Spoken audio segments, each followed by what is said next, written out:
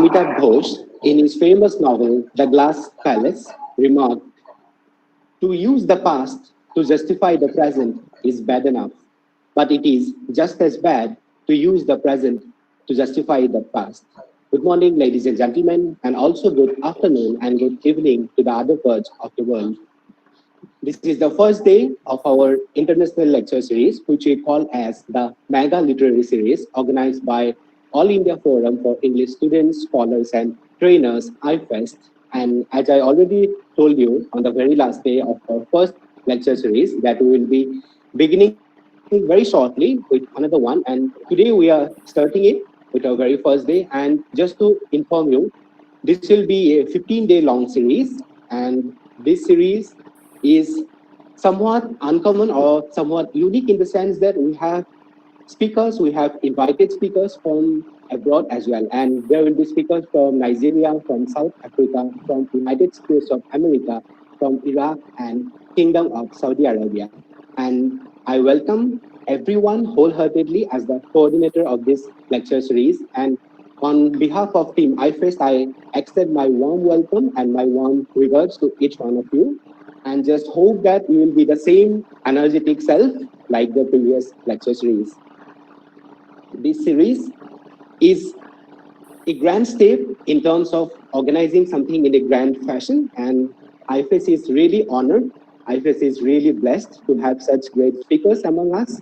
And regarding the topic, when we talk about the writing in English, or when we talk about some kind of Indian English writing for that matter, we generally tend to develop some kind of an affiliation. It is something which is, in a way, giving us that sense or that sense of belongingness in terms of having something which is our own, in terms of having a body of literature which is quite our indigenous self. And to speak on that, today we have our first speaker, Dr. Indira Nityanandam. Just to brief you all about her, Dr. Indira Nityanandam is the director of Bharatiya Bhasha Sanskriti Sansthan, Gujarat Vidyapith. She was also the retired principal of Srimati S.R. Mehta Arts College, Ahmedabad, and also the visiting faculty at IIM Ahmedabad. With more than 4 decades of teaching experience, she has written and presented papers at national and international conferences. She has also guided MPhil and PhD scholar, and is also a resource person at the Gujarat Judicial Academy and advisor at the Gujarat State Textbook Board.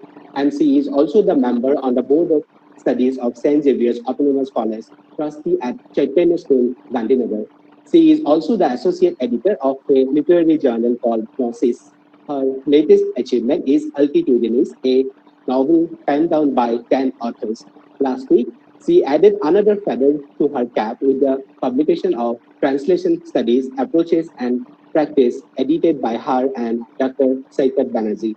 Often invited to deliver keynote addresses, chair sessions at seminars and conferences, resource person at faculty development programs, as well as orientation and professor courses at KCZ. She says that teaching is still a passion and her first love. Her main areas of interest include translation studies, ELT, Indian writing in English, and Dalit literature. Believing that translation between Indian languages have to play a major role in bridging the increasing linguistic charm in our multilingual country, she began by translating Tamil poetry into Gujarati with a Sahitya Academic grant for the same. Having translated and published a collection of Tamil Dalit short stories into Gujarati, she is now translating a Tamil Dalit novel into Gujarati. Ma'am, we are absolutely elated to have you on board with us, and we just hope that we will be having an enriching session. And ma'am, just to inform you, we have participants from 36 countries from the world, and it is really an absolutely brilliant feeling for all of us. Over to you, ma'am. It's all yours now.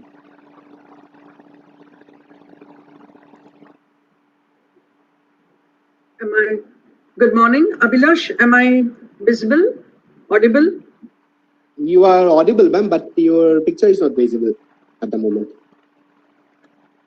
No? No, ma'am.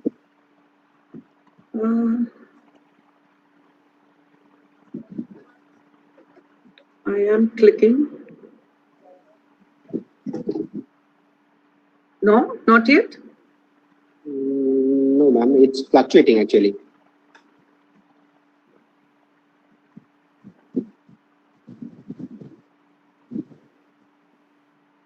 One click, double click. Single click, ma'am. Sorry. Single click. Yeah. Yeah. It's now visible now, ma'am. Am I visible? Again, am I it has visible? gone, ma'am. No, ma'am. Here it shows, yes, it says turn off camera. When I press that, oh. No, ma'am, you are not visible.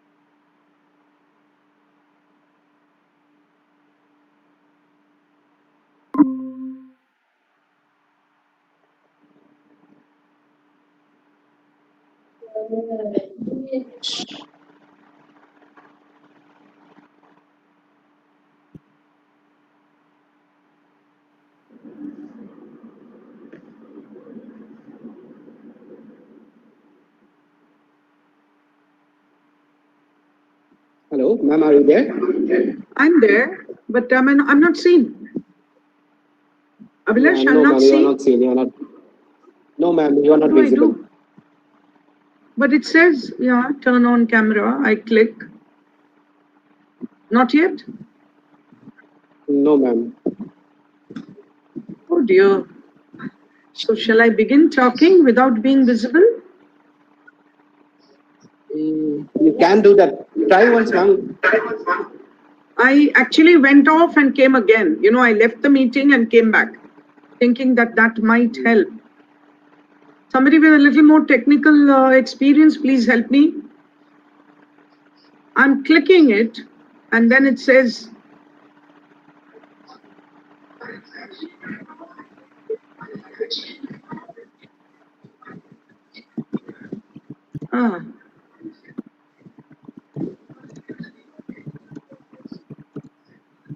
Shall I begin speaking? Fine, ma'am, let's do it. Abhilash, because we are wasting time. Yes, ma'am, yeah, let's do it. What else can I do? If you advise me, I can do whatever.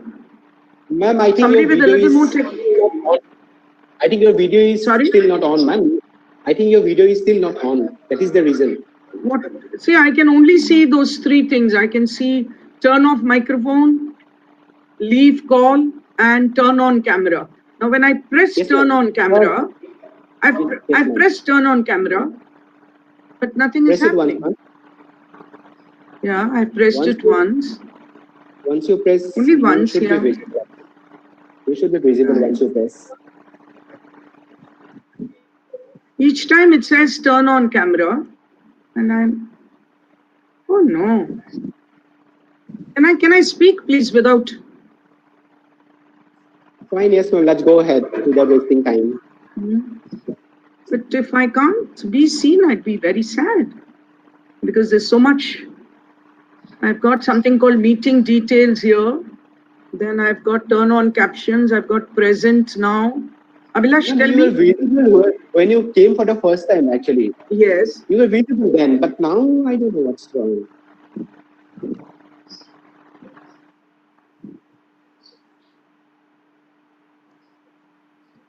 I've gone on to my phone. Can you see me now? Yes. Yeah. Yes, ma'am. Now you can. Yes, ma'am. Let's do like this now. Yeah. Let's go ahead, ma'am. Okay. But Over to you. All yours now. no.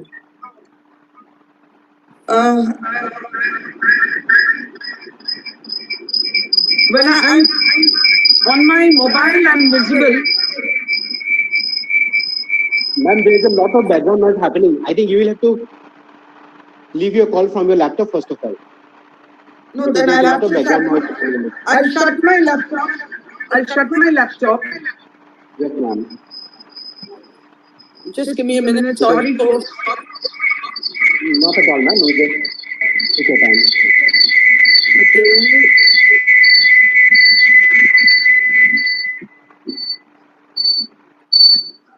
Trinity, I'm now on my phone. Folks, can you hear me? Yes, ma'am. We can hear you. I'm clear. I have to switch off my laptop, otherwise there's too much of noise. Yes, ma'am. There's a lot of background noise happening, so you will have to first of all leave your call from the laptop and then speak on the mobile itself. That will be good, I think. I know, but the problem is I have. You can turn on the audio.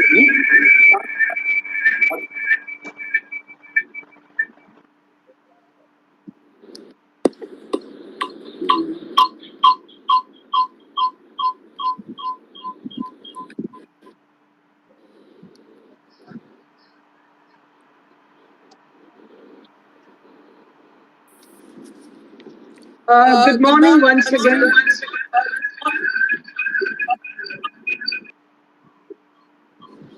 Yes, Am I it's fine visible? now. Yes, ma'am. Clearly audible and visible, ma'am. Go ahead.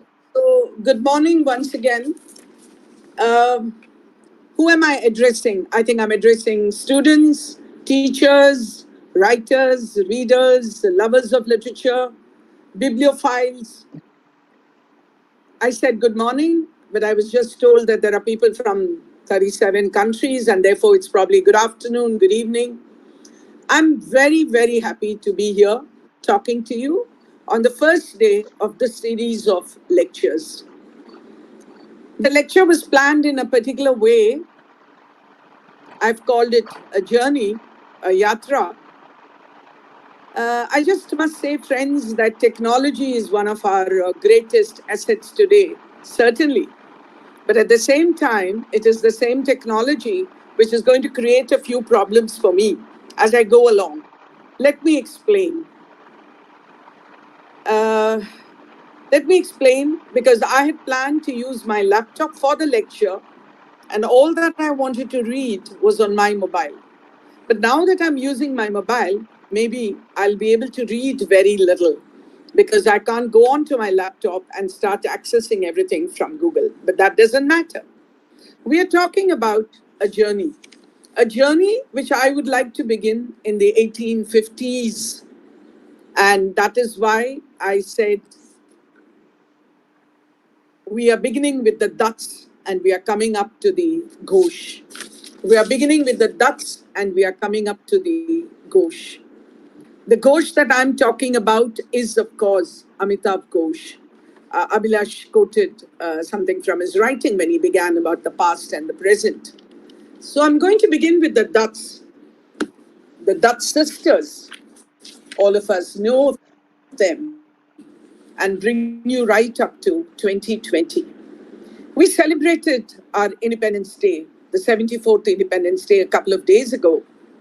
And therefore, I would like to begin with a poem which all of us know, probably know by heart, have read about, taught, and quoted ever so many times. The poem, of course, is by Gurudev.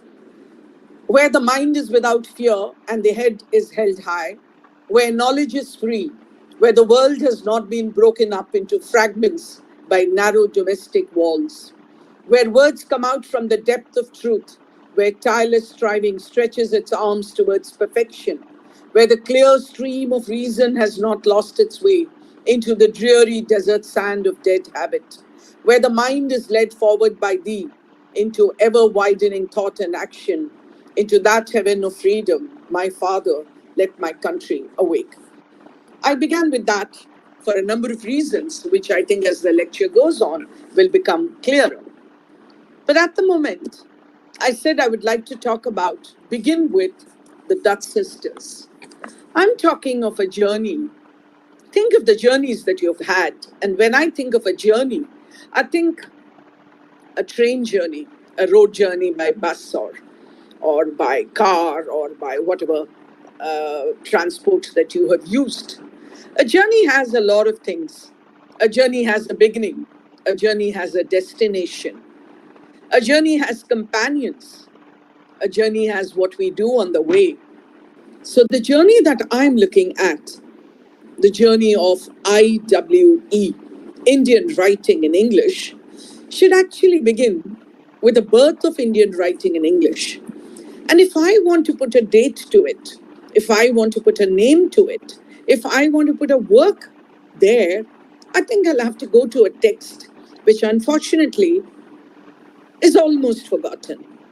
Forgotten, it also deserves to be forgotten because of its lack of literary value when we look at it today. That is not in any way discounting the great writer. The writer who we know as the writer of Anandamath, the writer who gave us Vande Mataram. Yes, I am talking of Bankim Chandra Chatterjee, but I'm not talking about his Bengali writing, because remember, I'm talking about Indian writing in English. And if I'm talking about Indian writing in English, I'm talking about something that he wrote in English. And the book that he wrote, his first work of writing, was Raj Mohan's Wife. And that is why I said most of us, many of us, maybe most is a wrong word, many of us have not even probably heard of it. My dear friends, imagine the great Bankim Chandra did write a work, his first work probably, in the English language. It was a novel. It was a novel called Raj Mohan's Wife. It was written in 1864, right? A little around the same time that the Dutts sisters were going to write their poetry. Now, Raj Mohan's Wife was a novel with heroes and with villains and with everyday happening and with thugs and bandits and the upper class in Bengal. But what is important for us to notice today in the post-colonial world, something that was written in the 1860s, my dear friends. In Raj Mohan's Wife, all the good people were white. And all the bad people, the thugs, the bandits, etc., all the bad people were, we don't call ourselves blacks, they were browns, they were Indians. The novel was in English, written in Bengal in the 1860s, written for an English reading audience, English educated audience. Bengal already had many people educated in the English language.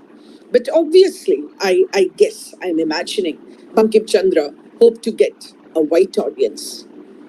What happened to the book?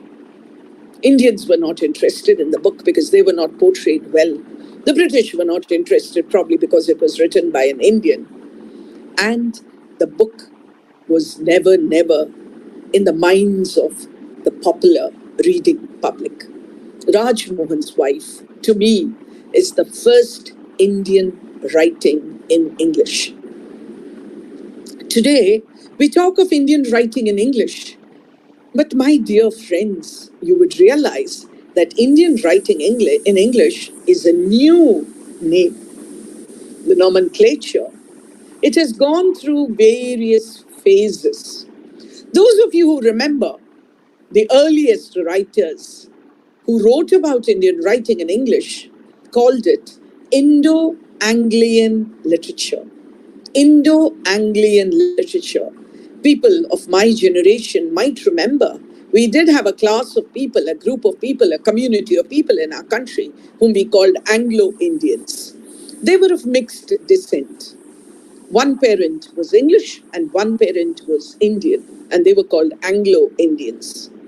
So when we talked about Indo-Anglian literature to refer to writing in India in English, there were people who were not too happy, thought it might indicate that it was being written by Anglo-Indians.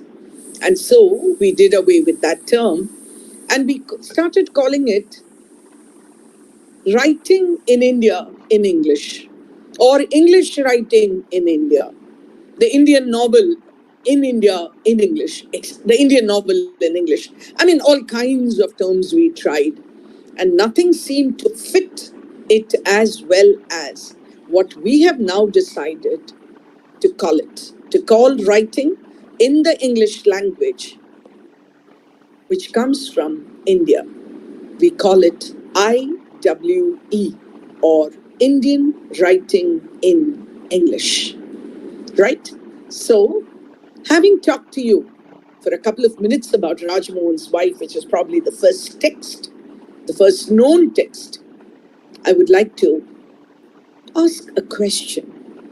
Why do you think this earliest writing in English began in Bengal? Earliest Indian writing in English, why did it begin in Bengal? Remember, Bengal had a lot of people, the Bhadralok, who sent their children to English schools to be educated in English. There was also a lot of travel from the Bengali richer classes to England. And it is into this group that we find the Dutts sisters. When I talk of a period from 1850 to 2020, how much can I talk about? How much can I bring in? How much do I leave out? Should I talk about dividing this period into phases, into periods, into decades? Or should I talk about the genres? Should I talk about the novel, the short story, etc., etc.? Or should I talk about the themes that these writers wrote on? Should I talk about the styles that they adopted? I asked myself all these questions over the last 10 days and came to the conclusion that if I want to talk to a heterogeneous group of listeners who I unfortunately can't see, but who I hope can hear and see me, if I'm going to talk to them, what shall I do? I said, I shall be taking a number of long jumps, high jumps. I shall be moving. I shall try to do it chronologically, maybe not always successfully, but I shall take long jumps and take you. If you were to shut your eyes and think of this period of 170 years, who are the writers that you would recall? Or as a teacher, who would you advise your students to read? As students, what would you like to read? I think these are the questions that I tried to answer as I set out to plan this lecture.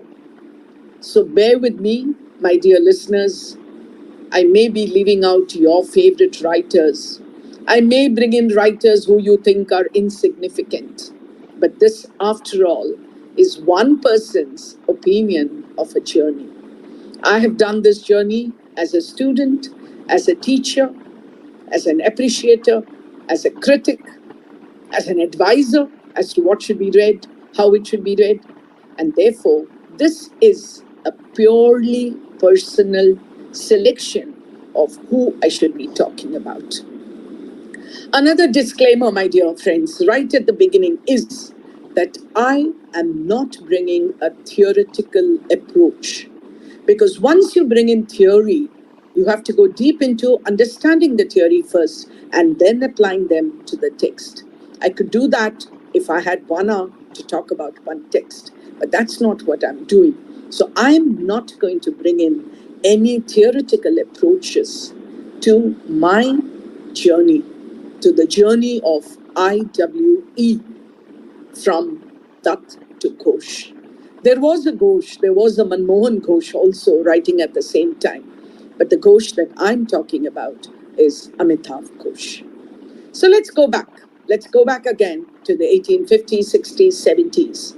And I would like to begin by talking about the Dutt sisters, Toru Dutt in particular. I hope I'm clear. I hope you are moving with me in this long journey. A journey of 170 years, which we are going to complete in 1 hour. Some time machine I'm going to take you into. So, what was happening? Remember, we are talking about Indian writing in English. And at that time, when we talked about English literature, remember, we only talked about literature which came out of Great Britain. It's only today that we talk about literatures in English, and therefore African and Caribbean and Australian and Indian and all come into the picture. But the period that I'm talking about, the 1870s, the only English literature that we had was literature that came out of Great Britain. And what was happening there? What had already happened there? If you look at it from the ages of English literature, we are already in the Victorian age. Remember, 1830s, 1835. And I'm talking about 1850s. But remember, again, when you think of poetry, the great poetry of the Romantic era of Keats and Shelley and Wordsworth and Coleridge is what comes to mind. And therefore, but natural that when Toru Dutt, the young Toru Dutt and her sister Aru Dutt started writing poetry, they looked to the Romantics. A lot of their poems, as we read them, bring to mind the natural descriptions of English countryside, of Wordsworth and Coleridge and Keats and Shelley. Toru Dutt had travelled to England. And in fact, she does talk about French and Italian, and she does talk about all that. But the poem that I wanted to read to you, and my dear friends, which I'm not going to be able to read to you thanks to technology, is a poem which is called Sita. In fact, when I think of Toru Dutt, I think of the casuarina tree.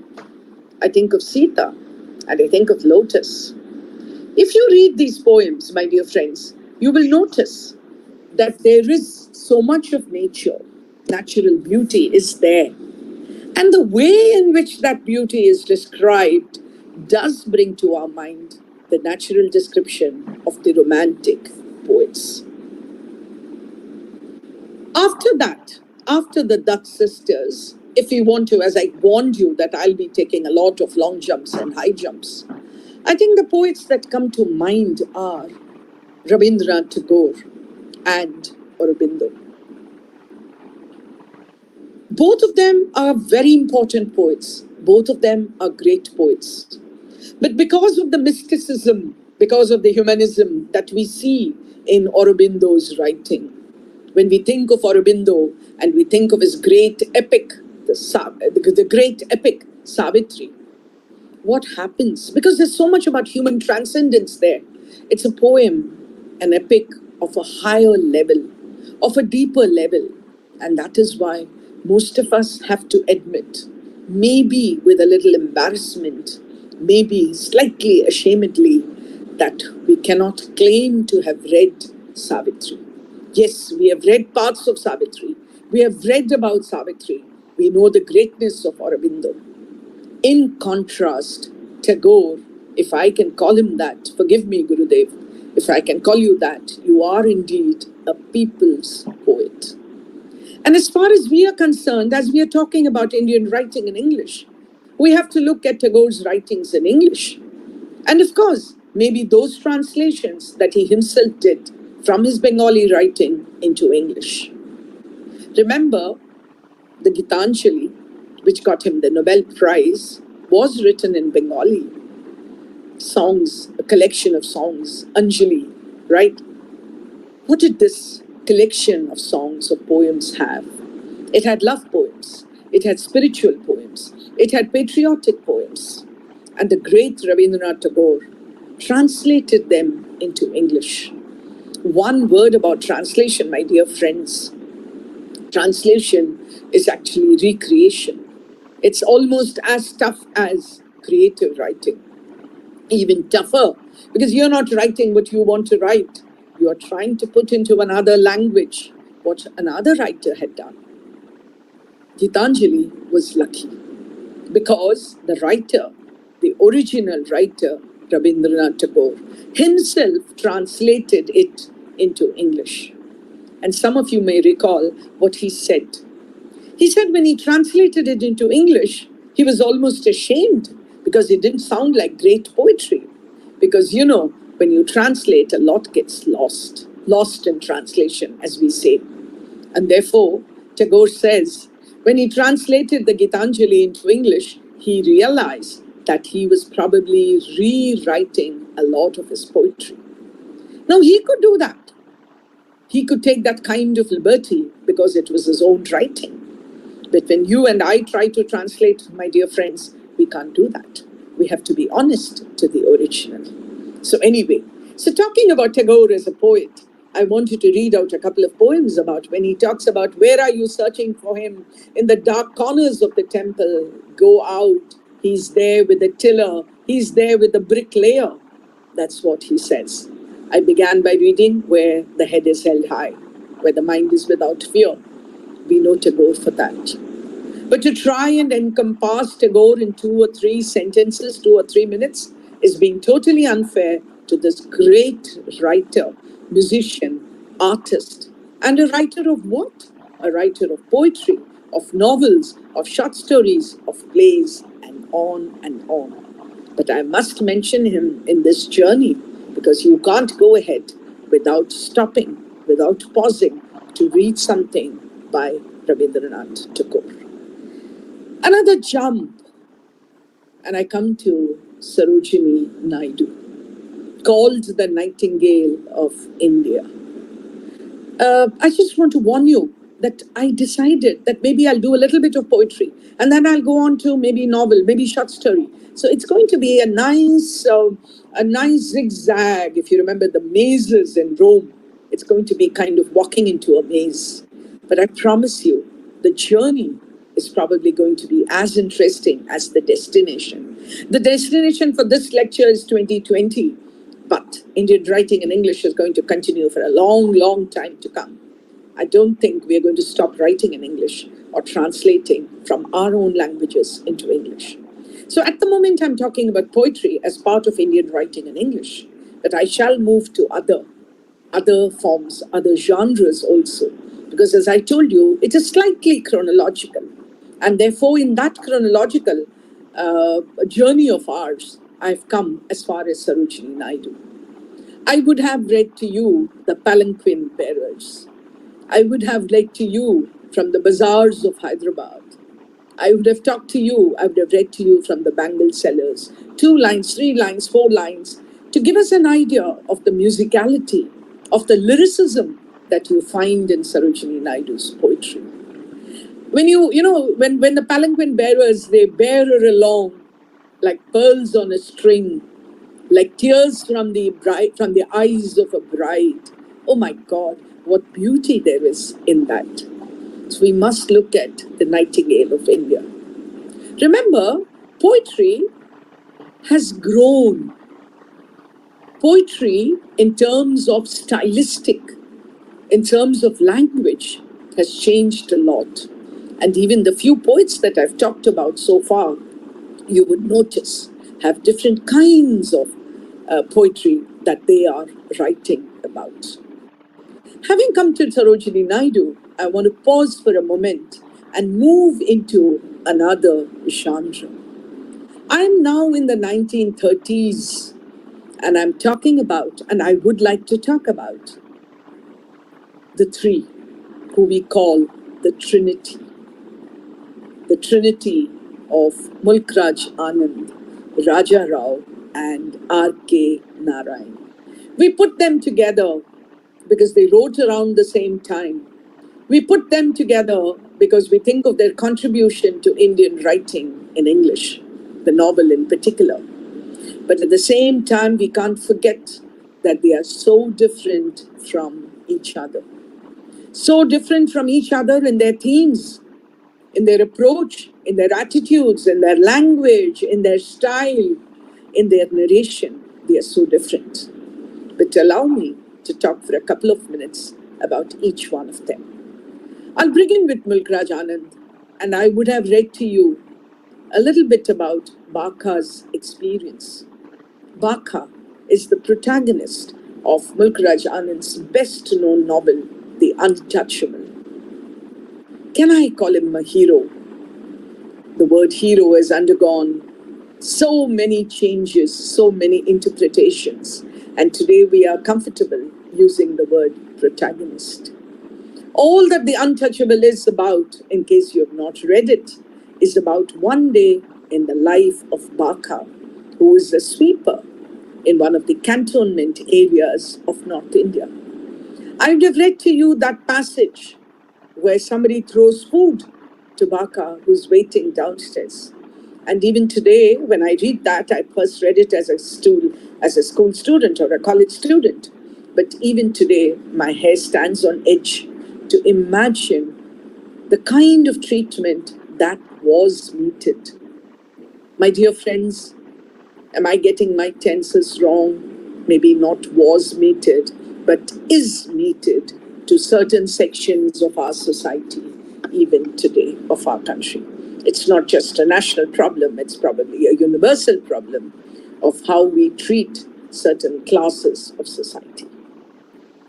So I would have read to you from that, but Mulk Raj Anand's Untouchable ends with three options that we have. How can we get rid of the problem of untouchability? And he gives us three options. Have we looked at the three options? Have we succeeded in them? Because he's talking about protest as one. He's talking about science by having modern toilet facilities. And then, of course, he's talking about the removing of the caste system, about bringing Gandhi. So also his other books, Kuli, for example. So Mulk Raj Anand was writing basically about the deprived, about those who have to face, in his case, upper caste violence, for example.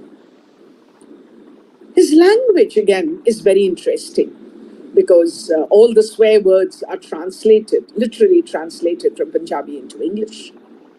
He's not comfortable using Indian words. Remember, we were not yet comfortable. The inwardness that should happen with the English language had not yet happened to the Indian mind in the 1930s. And therefore, he would talk of clarified butter, he would talk of leavened bread, etc. He couldn't use ghee or roti. That is his style. Let me take you to Rajarao and ask you to remember just one book, Kannapura. Kannapura because it is probably, the Cat and Shakespeare is there, of course, but Kannapura probably because it is the most prescribed book in Indian universities, maybe even schools, high secondary school.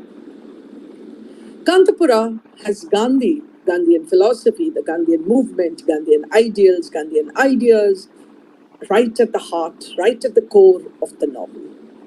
And we move from Punjab, from UP, from North India, right down to Karnataka, where Kannapura is set. His novels have a lot of description. His novels are, Kannapura at least is much longer than The Untouchable is. But we have to read him to understand what kind of literature, what kind of fiction was being written then. And then, of course, I have to talk about R.K. Narayan. Who doesn't know Malguri Days? Who hasn't enjoyed, right, the short stories or the fiction? How many of us have not read or seen the guide? So I think R.K. Narayan is probably much more easier to read. He deals with experiences that you and I have in everyday life, whether it is the financial expert or it's the English teacher or it's Swami and friends. And of course, TV also helped us because we saw the serial on Malguri Days. So you have R.K. Narayan. All this time, my dear friends, students, teachers, readers, writers, you would have noticed that we have fiction and we have poetry. Strangely, Indian drama in English is a late bloomer. It came much later. Yes, of course, you would point out Nissim Ezekiel wrote and he wrote and he wrote. You will, I know. But it was not as popular. Not so many of them tried to write.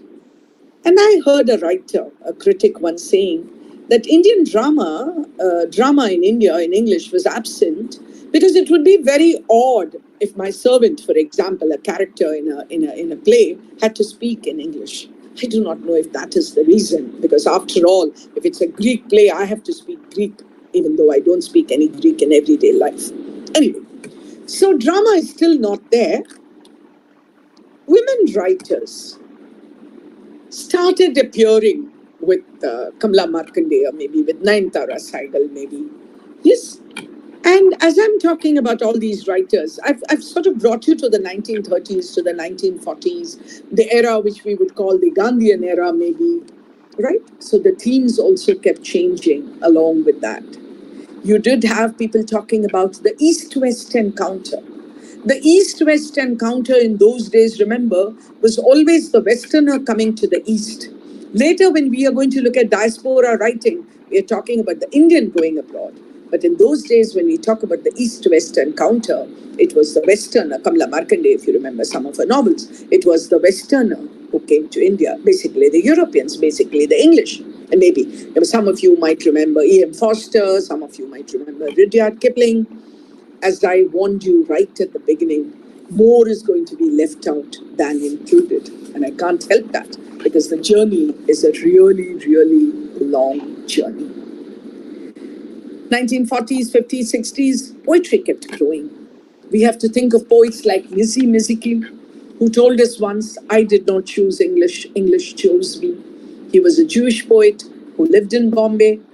Many of his poems bring to us a poem like Ganga, which I was going to read to you, which talks about real India. Some of you might have heard of Night of the Scorpion. You have heard of poets like A.K. Ramanujan. You've heard of Ramanujan is even more popular because of what he did to our folk tales, to our mythological stories, how he told the retelling of many of them. So we know A.K. Ramanujan for that also.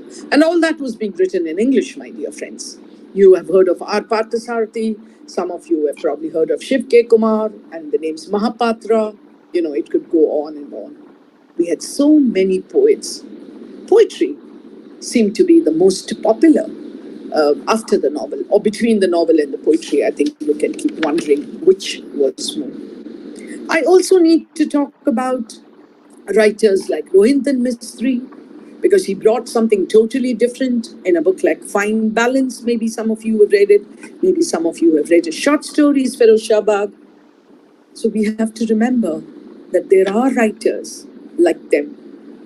At one stage, we had the Jewish writers. In the same way, we can talk about the Parsi writers, we can talk about the Jewish writers, we can talk about the women writers. But I'm not going to do that for the simple reason that I don't have the time. And therefore, I'm going to be talking about Indian writers writing in English. Maybe one or two or three we could go on. Maybe a certain landmark, maybe somewhere we have to pause, because this is a book you can't not talk about. And that would bring me much, much later, towards the end of the 20th century, when I have to talk about the God of small things. Why should I talk about it? For one reason, which is very, very non-literary probably. And that is the fact that at that stage we said that nobody had ever been paid so much, a sum, before the book was published. But that is not Arundhati Roy's only claim to fame. I think it's a novel with a difference. Read the novel, see the way she uses language. Yes, part of it is autobiographical because her mother is very much there. Kerala society in Kerala is there. You have Veluta, the way they treated Christian society also. And therefore we say caste is not Hindu, caste is actually Indian, because you find it in all the religions, you find it in Christian, Muslim, Hindu, whatever. So you see all that. And the language. The neologisms that she introduces, the way she creates new words, all that also makes it an interesting book. And having talked about her, and very soon after that, there was another book which many of us found very difficult, 1100, 1200 pages. Yes, my dear friends, I'm talking about The Suitable Boy. The Suitable Boy. Parts of it reminded me of Pride and Prejudice of Jane Austen, because all the parents were interested is in finding a match for their daughters.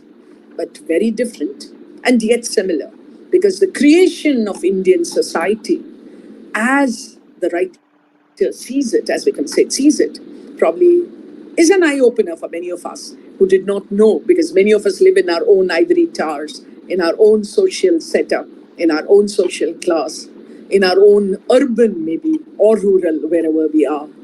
And therefore, or maybe in our own state, maybe we do not realize that there are certain facets of India which we are not aware of, which we have not really looked at, which we have not experienced, which we have not come into contact with. And therefore, it might be a good idea to have a look at that book.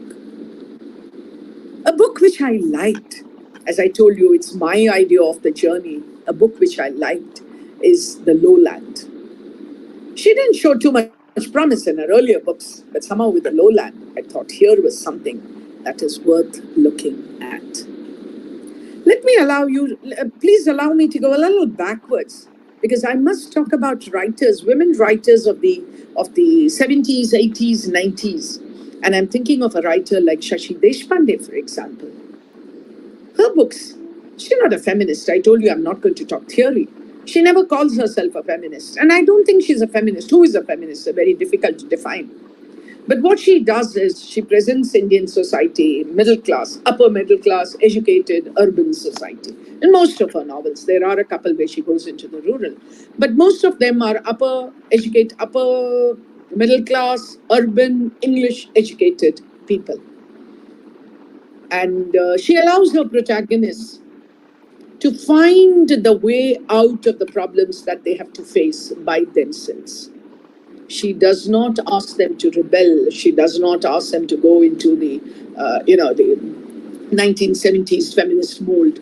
But she expects them to find answers to their problems, whether it's The Dark Holes, No Terrors, or whether it's The Long Silence, or her later books, also Roots and Shadows, and many more. So we must remember that we need to look at those writers also.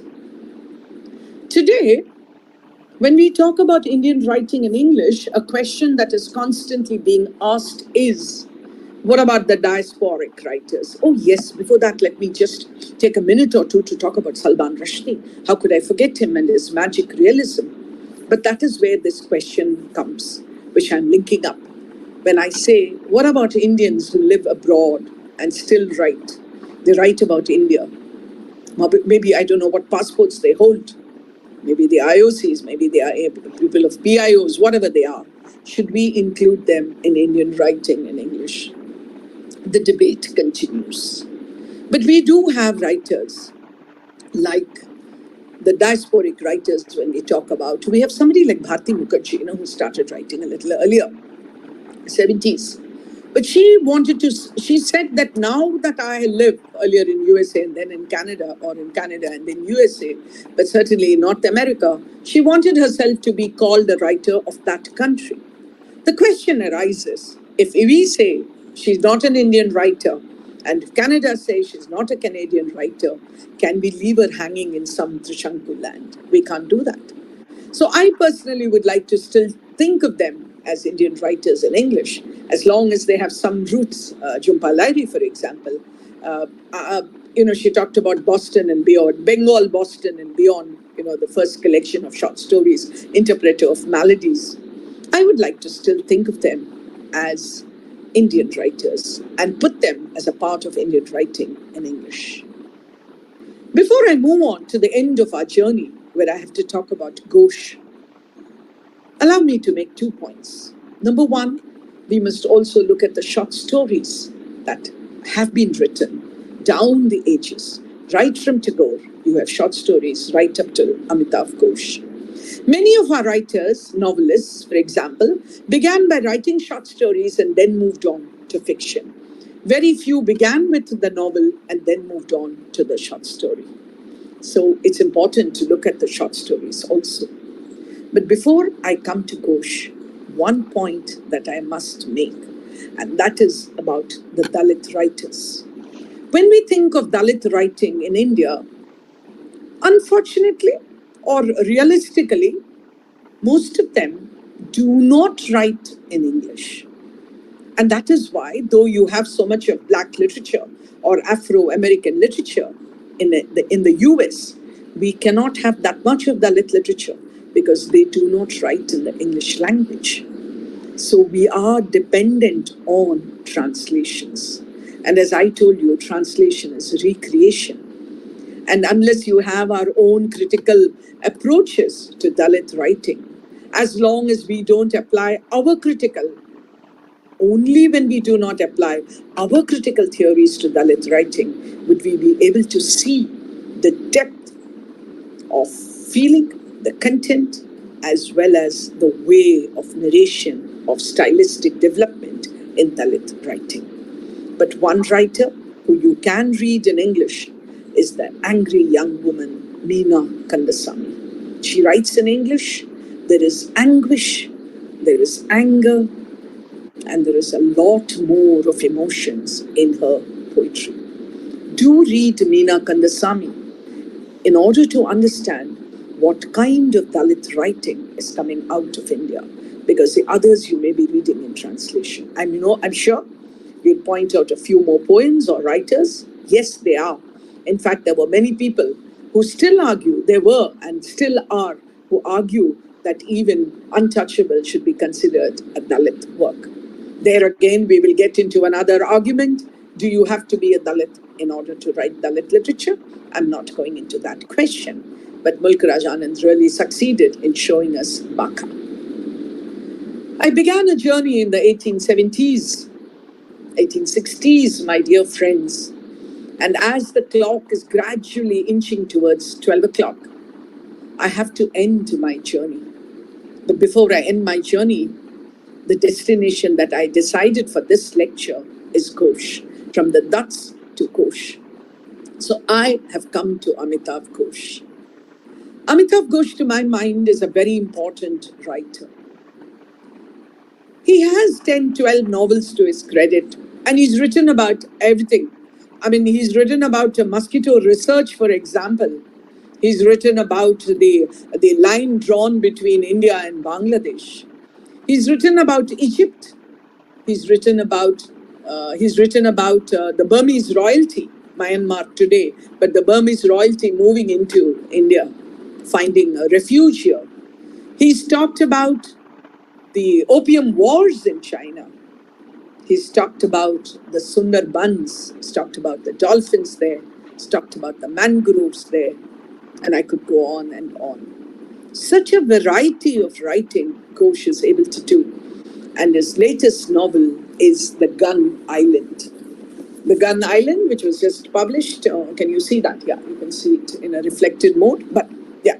So The Gun Island, which is his latest novel, why do I want to end with him? I want to end our journey with him because I think he's one of our most promising writers. He has style, he has depth, he has language, he has experience, he has reading. And he is able to intertwine all these so beautifully into his creative writing. Remember, he's very interested in ecology, and some of you might have read many of his articles as well as books, his essays on various environmental issues. But even within his fiction, that he's able to so beautifully interweave ecological issues is very interesting. The amount of research. Just looking at one book, of course, I would prefer even to talk about The Hungry Tide, which I think was a wonderful book. Though my favorite, my dear friends, is still Shadow Lines. I loved Akuma, the grandma asking, when she goes on her flight, whether the lines dividing India from Bangladesh will be pink or purple, because she's remembering her map drawing that she did at school. And she thinks that lines are actually drawn. Oh gosh, such a touching moment, because she was born in Dhaka. And now, because she lives in Calcutta and she's an Indian citizen, Kolkata, I'm sorry, and she's an Indian citizen, she needs a visa to go to Dhaka. And she can't imagine how that can happen. Very touching for those who have been rendered homeless by such partitions. Anyway, that's another story. Maybe IFEST will invite me to speak one day on Amitav Ghosh. And I promise you, an hour will not be enough for me.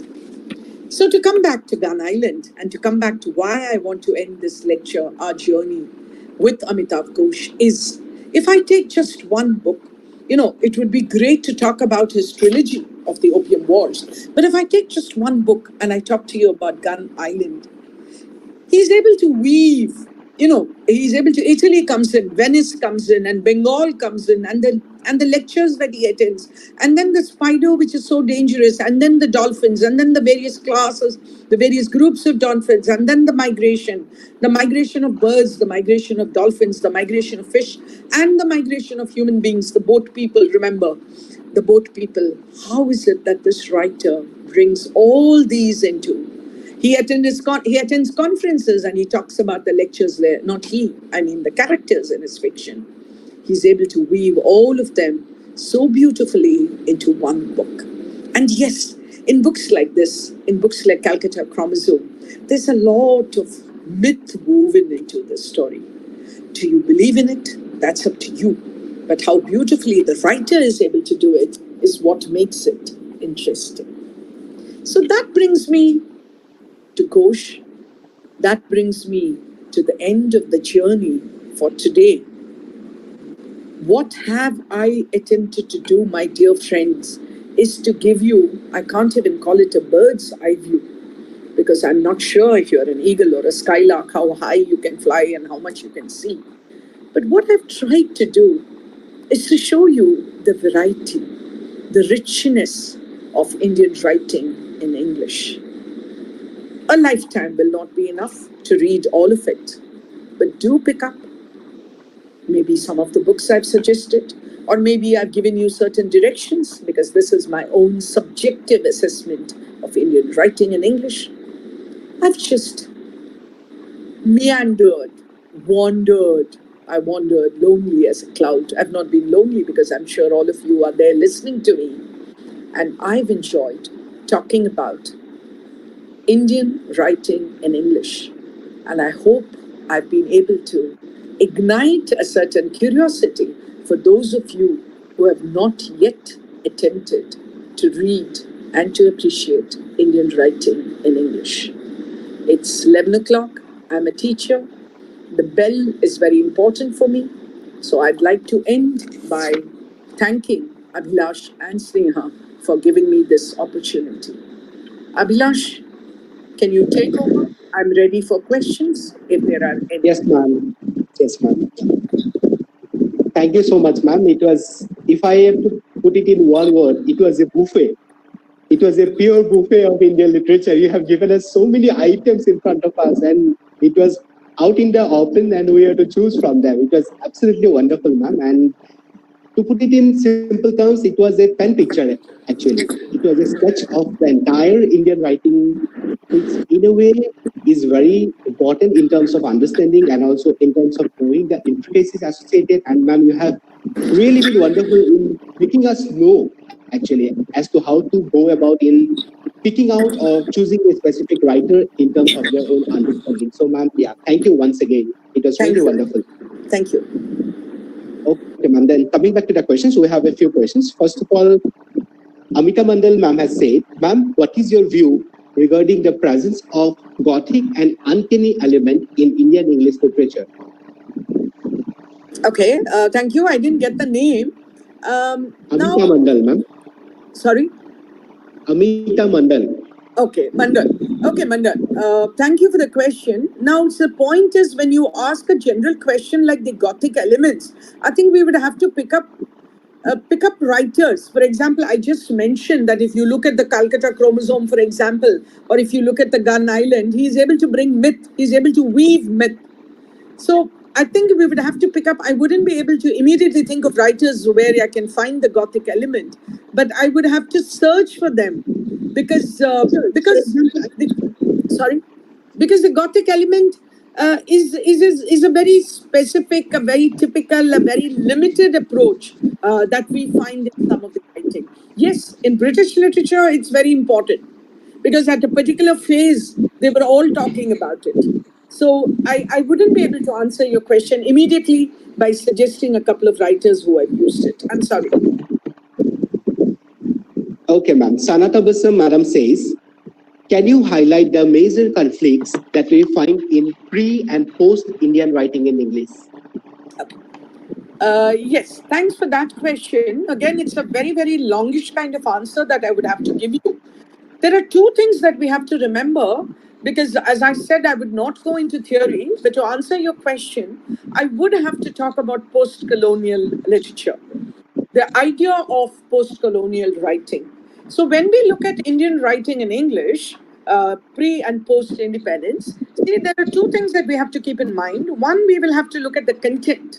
Two, we will have to look at the language. Now, gradually, with the passage of time, I wouldn't talk about post. Till independence, we were still looking at English as a foreign language. But with the coming of our constitution and with us giving English a particular place in our country in terms of the schedule, our approach, the approach of the Indian to the English language changed. So we became more comfortable using the Indian language, which is not there in pre-independence writing. That is number one. As far as language goes, so what I mentioned in Mulkraj Anand, for example, we were willing to allow. See, if you read Achibe, for example, he is not ashamed. He is not embarrassed. He doesn't mind using African words, whereas Indian writing in English did not do that. We tried to look for English equivalents and maybe lost something in the process. So, post independence, you would notice that there's a clear shift in the usage of language. That is one. Number two is the thematic concern. In pre independent writing, you would notice that whatever was of importance, for example, the Gandhian ideals or the Gandhian philosophy or the Swadeshi movement, all those found a place in Indian writing in English. But after that, and then the women writers appeared in the 1960s. After that, we moved from the outside arena into the inside arena. By inside, I don't mean inside the country, I mean inside the individual also.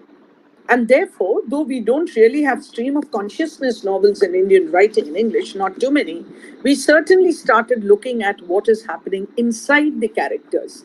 It was not purely outside a narrative. A poet called Shiv K. Kumar, I don't know if some of you heard of him or read him. I was lucky to be his student. He was head of the department at Osmania University. And he, once, when we were talking about Indian writing in English, he made a beautiful statement. He said, English is only a language. Now, when you are talking about long hair, you don't have to say as long as the Mississippi just because you're writing in English. Compare it with the Ganga or the Brahmaputra or the Yamuna. You know, that kind of the courage to do it, the ability to do it happened only in post-independent writing. I hope that answers your question. Sarfaraz Nawaz asks, do you think that Indian English poetry has been overshadowed by Indian English fiction as the publishers are reluctant to publish poetry nowadays? Sarfaraz, can I ask you a personal question? Are you a poet? Okay, but I see the point of the question. Very difficult to answer because I want to begin by asking, why do we write? And then there are people who will say, I write for myself, which I don't think is true. All of us write because we want to be published. I mean, we want to be read. And we don't have sponsors and we don't have patrons and kings, you know, who would make copies, handwritten copies of our manuscript. So we need publishers. I am not sure whether fiction is overshadowing poetry only because of that. I also feel the writing of poetry is a far more personal exercise than the writing of fiction. Let me say that again, and I really mean what I say, because poetry is born from the inner depths.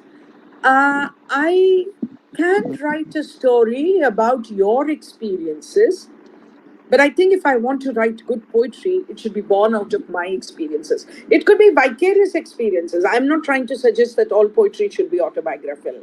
It could be vicarious, but somehow the experience part comes into the picture. And yes, the politics of publishing has always been there, And Sarfraz, there's no getting away from it. I don't think we can.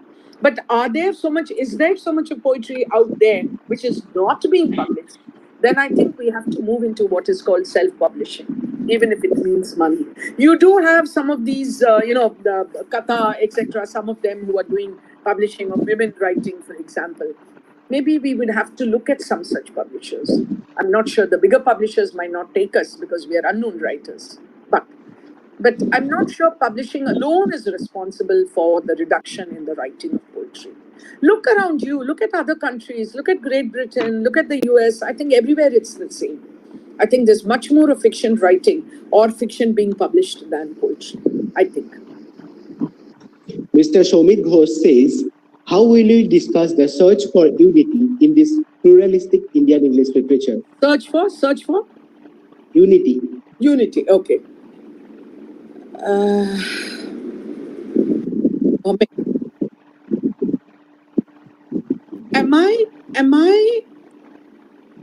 Is my novel or is my writing a kind of protest writing? Am I writing with an agenda? Because I think the greatness, to my mind, whatever our political political ideas might say, I think the greatest thing about our country, even today, is the pluralistic society that we are. And if I want to use a little old-fashioned word, I would probably use the word diversity. I think it is that diversity. So what a Kerala fisherman experiences, a Kashmiri boatman will not be able to experience. But if it is described in such a way that you can take that Kashmiri boatman on the Dal Lake right to Alleppey, right to the backwaters, if you can do that by your writing, I think there is unity. Because the unity comes out of the human experience, not about doing the same thing. I want to make a clear distinction, which I'm sure you're also doing, between uniformity and unity, right? So it's the human experience which combines us. And if I'm a good writer, now I don't know about you, but my generation, when we read Tolstoy or we read Dostoevsky, we never thought of it as translation. The book was in Russian and I was reading it, and I could go into the Tsar's palace as easily as I could enter my flat in Ahmedabad. So I think that search for unity, the unity should be of the human experience, but not about uniformity. I'm not sure if I've answered your question, but that's the way I look at it. Sanjita Datta Madam asks, what measure or changes in the syllabus should be taken to increase the horizon of Indian English writing? Sanjukta, are you on the board of studies of your university? Yes. I think there are two things we need to do. One is because the two things that we have to do is to look at both the breadth and the depth of Indian writing in English, right? The breadth is the variety. So the variety in terms of genres, or the variety could be in terms of period, right? And the depth. Just because I want to have one book from each decade, I should not forget. Suppose in the 1940s, 50s, maybe there was no great book. I can do away with that, but I must also bring in the depth. At the same time, I think when we're talking about Indian writing in English, we should not do away with Indian writing per se. Not Indian writing in English, Indian writing. And therefore, introduction of a few books translated from Indian languages will also be important. We should not do what Macaulay said or what Rushdie said. Rushdie, remember 1997, I think, 50 years of Indian independence, when an anthology was getting brought out, he said the best writing in India comes out in the English language. I think that's one of the worst statements to make. If I can't read the Indian languages, I don't know what's coming out from there, right? So I would, Sanjita, tell you that you should also bring in a little of translated works, of the great works around the country. Because many of us, I know what was written in the US and in Canada, and I don't know what's written in Assam. So you all are from, the group is from Assam, and therefore I'm saying Assam. Yeah. Asma Sayed ma'am asks, diasporic writers get more limelight as compared to Indian writers who write in English. What is your view on that? I don't agree with your statement, but I'd still like to try to answer the question. See, I think it depends on two things. It depends on where you are based, and it depends on how many people read English in that part of the world. I think that is one. The second one is who's publishing you. Because the moment I say, oh, it's HarperCollins, then it must be good. That kind of a thing also happens. So whether they really get more limelight, I'm not sure. We prescribe diasporic writers. When I talk in my university, we have an entire center for diasporic studies, and I teach there. And we believe that when you're talking about diasporic studies, it can't be diasporic literature alone. So we bring in sociology, and we bring in art, and we bring in religion. So I don't agree with your question. So maybe I can't give you an answer to that question.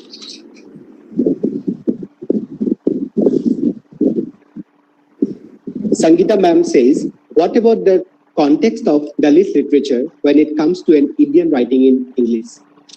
Yeah. When I was talking about Meena Kandaswamy, I just mentioned that because most of our writers do not write, most of our Dalit writers do not write in English, many of us who cannot read that language, for example, Marathi has great Dalit writing coming out. Tamil has very good Dalit writing. In fact, if you can read Tamil, you must also read the Sri Lankan Tamil Dalit writers. There's a lot of work coming out from there. So we are dependent on translation. But I think gradually, as they get educated, as more and more get educated, I think we probably will be able to bring it into mainstream Indian writing in English. I think we'll be able to. But it'll take time. And that is why people like us, who are really multilingual, us, when I say us, I mean Indians, many of us are multilingual.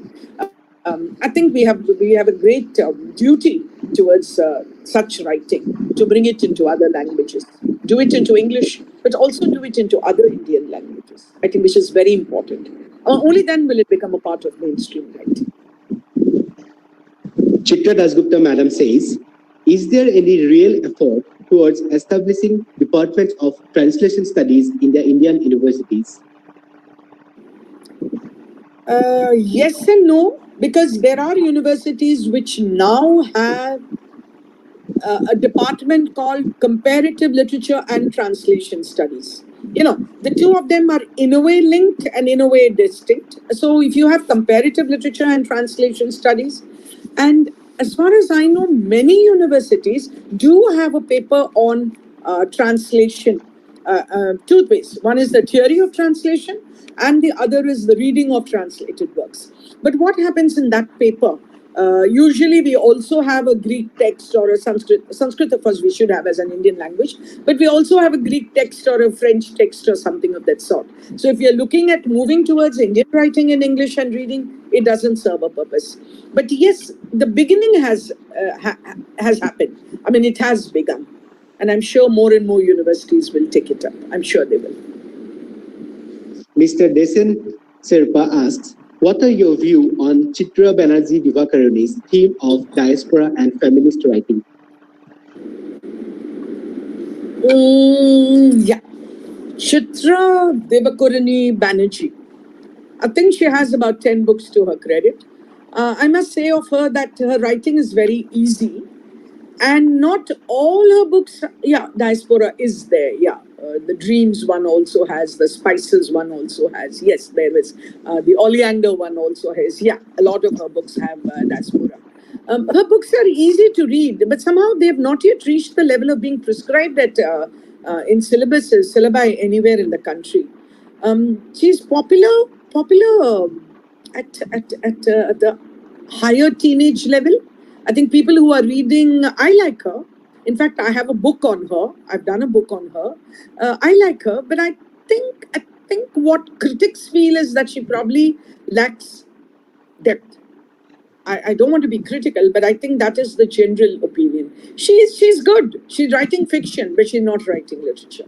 That's the opinion. But yes, her diasporic, she does take us into Mistress of Spices, for example, and the dream catchers, yes. And even the Oleander one. Yeah, she does. She's good. I like her because she's very easy to read. Devidatta Nayak Madam says, ma'am, please say something about modernism in Indian English poetry. I began my lecture by saying no theory, because if I start talking about modernism, I have to start talking about postmodernism. I'm sorry, I'm not going to get into that because that needs a lot of time, because I must first define what we mean by modernism and which modernism are we looking at. So I'm sorry, I will not answer that question. Mr. Vijay asks, do you think that Indian English literature is influenced by the British canonical texts? Yes. Initially, yes. In the early days, we had nothing to fall back on because many of these people who were writing in English didn't have a very strong background in their own languages, unless you are an A.K. Ramanujam or somebody, right? Or R.K. Narayan, for example. They didn't have a very strong background. So they didn't have any literature to fall back on. So when they began writing, and they wanted somebody to look up to, something to look up to, they could only go to the British texts, the British classics maybe, so Dickens and, but gradually we found that that was not serving a purpose because it was very, very away from where we live, right? What we experience. And therefore we moved away from it. So I think today it is not true. We are not aping the British text. And please remember, if you really look out today, what is coming out of Britain? You hardly have any writers you can immediately, whether it's poetry or fiction, anybody you can think of. Occasionally, somebody from Ireland, somebody from Seamus Hemi came, somebody occasionally, but not continuously. And therefore, we need to look at our own writings. And in this context, though I said I won't talk theory, but in the post-colonial world, why do we call Kalidas the Shakespeare of the East? Why don't we call Shakespeare the Kalidasa of the West? That is what we should begin doing when we become proud of our own literature. Sri Parvati Madam says, why do we think that the West cannot handle diasporic writers writing fiction about them? Is it the result of colonialism? I didn't get the last part. Why do you think that the writers cannot? Can you repeat it? Why do you think the Western writers cannot handle diasporic writers writing fiction about them? Is it the result of colonialism? That again is also almost moving into theory. But you know what happens? If I am an Indian, I move to, let's say, the US. I move to the US. I have lived in the US for 20, 25 years. And I'm writing about US. Do I now write as an insider or as an outsider? That is the question. I remember a writer called Yasmin Gunaratne. She is actually a Sri Lankan writer. I think she moved to Australia or New Zealand. So she once said that they are outsiders both in Australia and in Sri Lanka, right? Those of you who have friends, diasporic friends, friends, NRI friends coming, I think it's very, very difficult for them to feel at home here, and there they are not made to feel at home. So when you say that they are not able to accept the diasporic description of them, I want to ask you, after 25 years in USA, am I able to see US society as an insider, or am I still seeing it as an Indian? How does it come across in my writing? I think that would explain whether they are able to accept my writing or not, my depiction of them or not. At some stage, and that is why I also wonder, how long do we call them diasporic writers? 25 years in the US, am I still a diasporic writer, or do I become an American writer? So it all depends on how you are able to, where are you positioned as the narrator, where have you positioned yourself? That would determine how they are able to either accept or reject your description. Sitha Singh Madam says, what are your thoughts in relation to contemporary poets like Priti Shenoy and Nikita Singh? Who are the two? The first name I didn't hear. Priti Shenoy and Nikita Singh. I'm sorry, I think they're too recent. I'm sorry, I can't answer that question. Okay, ma'am. Yeah, moving ahead, we have another question by Koki Veda ma'am. She says, what are your thoughts regarding retold mythological fiction by the contemporary writers? What is your view on these ideas? I know. You know, when I read Anish Tripathi, for example, I told myself, this is not the Shiva I know, this is not the Parvati I know. And then I read Ashok Banker, and then now I'm reading so much of Patnaik. And recently I read a book called Kirke, however it's pronounced, CIRC, you know, the Ulysses, the Greek hero goes to Kirke. When I read all that, I think what we have to be prepared for is what the author is trying to do is to contemporize, right? Something which was written or which happened 2,000, 3,000 years ago. Some of them are good because it's a retelling.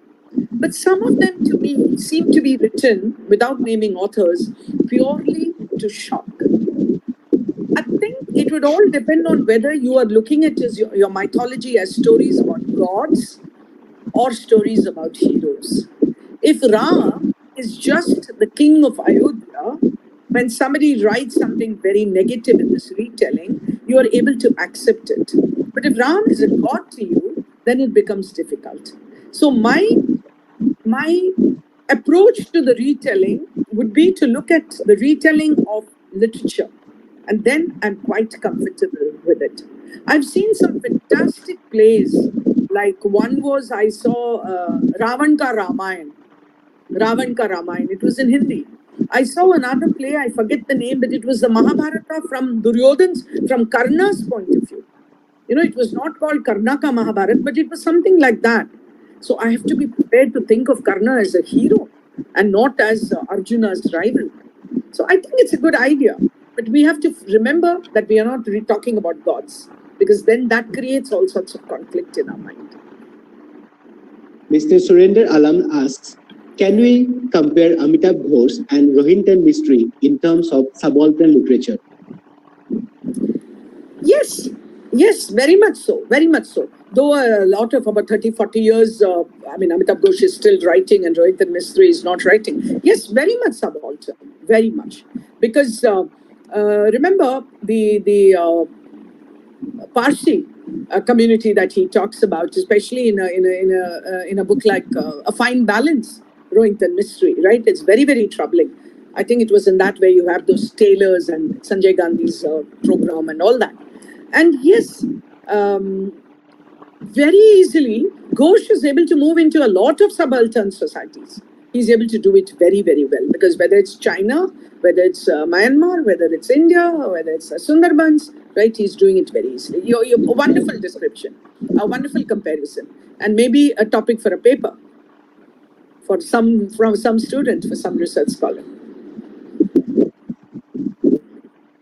Okay, ma'am, we'll take up one last question now by Kasnova Sarmin madam. She says, please on the Indianization of English. Oh, my comments on that, is it? Okay. Yes, ma'am. Again, my generation thought the word literature is uncountable, right? I'm sorry, I'm taking you to your 4th, 5th, 6th class English grammar text, grammar book, and we talked about countable and uncountable nouns, right? So literature, like music, was uncountable. But today, literatures in English, right, is the name of a paper in a university. Literatures. In the same way, we have to remember, that is in the post-colonial age, after the 1950s, after the Second World War maybe it began, but certainly after the 1950s, as more and more of the colonies especially the British. Of course, we had French and Dutch and Portuguese and all that. But basically, because we are talking of the English language, basically when they left the colonies and went back, and these countries got their independence, including India, the language stayed back in many of the countries. The language stayed back. And we began to use the language initially as a foreign language, and gradually it became ours. I mean, the political debate can go on. I'm not interested in that. But in terms of the educated, in terms of literature, it became a part of the law, for example, our High Court, our Supreme Court, right? We use the English language. So gradually, language became ours. The English language became ours. Now, when it has become yours, your experiences have to be expressed in that language. And that is why, if you look at the Oxford English Dictionary of the 1950s, and you pick up an Oxford English Dictionary of the 2000s, you would see that the number of Indian words which are there. Earlier, they took our words and made it their own. Many of us have forgotten that jungle is an Indian word. Many of us have forgotten that bungalow is an Indian word, because the British have this fantastic ability to anglicize it, to make it English. And therefore it becomes bungalow, right? And not Bangla. And jungle, for example. The latest word, if you remember, last month or a couple of months ago, maybe before the pandemic, was the word Ayo.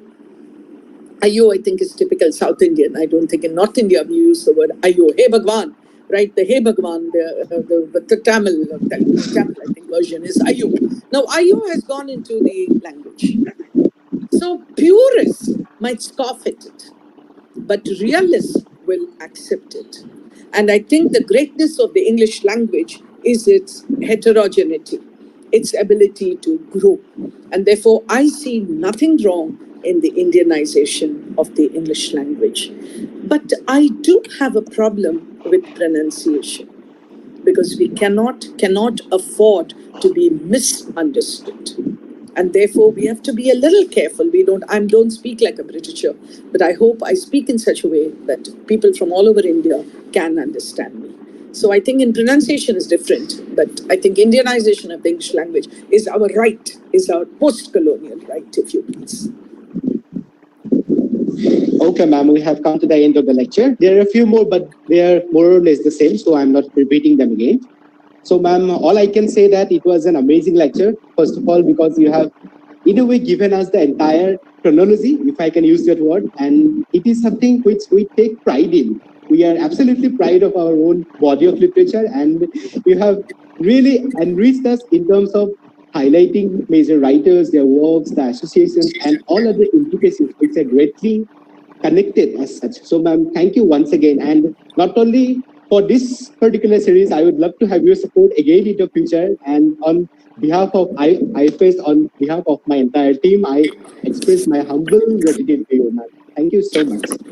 Thank you so much. If I can have the last word, thank you very much for inviting me, and I wish you all the luck in all your endeavors. Thank you very much, listeners from all over the world. Thank you so much. Thanks a lot, ma'am.